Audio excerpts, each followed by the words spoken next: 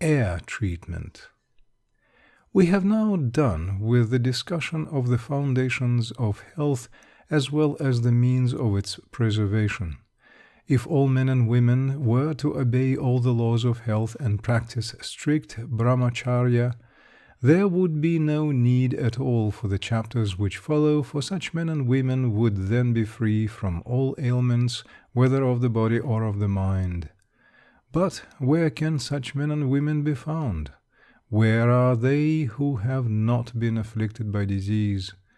The more strictly, however, we observe the laws which have been explained in this book, the more shall we be free from disease. But when diseases do attack us, it is our duty to deal with them properly, and the following chapters are intended to show how to do it. Pure air, which is so essential to the preservation of health, is also essential to the cure of diseases. If, for instance, a man who is suffering from gout is treated with air heated by steam, he perspires profusely and his joints are eased. This kind of vapor treatment is known as Turkish bath. If a man who is suffering from high fever is stripped naked and made to sleep in the open air, there is an immediate fall in the temperature, and he feels a distinct relief. And if, when he feels cold, he is wrapped in a blanket, he perspires at once, and the fever ceases. But what we generally do is just the reverse of this. Even if the patient is willing to remain in the open air, we close all the doors and windows of the room in which he lies, and cover his whole body, including the head and ears, with blankets, with the result that he is frightened and is rendered still weaker. If the fever is the outcome of too much heat, the sort of air treatment described above is perfectly harmless, and its effect can be instantly felt.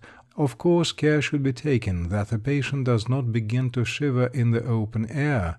If he cannot remain naked, he may well be covered with blankets. Change of air is an effective remedy for latent fever and other diseases. The common practice of taking a change of air is only an application of the principle of air treatment. We often change our residence in the belief that a house constantly infested by disease is the resort of evil spirits. This is a mere delusion, for the real evil spirits in such cases are the foul air inside the house. A change of residence ensures a change of air, and with it the cure of the diseases brought on by it.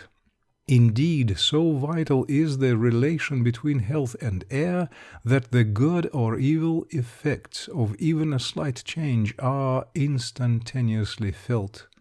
For a change of air, the rich can afford to go to distant places, but even the poor can go from one village to another, or at least from one house to another. Even a change of room in the same house often brings great relief to a sick man. But of course, care should be taken to see that the change of air is really for the better. Thus, for instance, a disease that has been brought on by damp air cannot be cured by a change to a damper locality.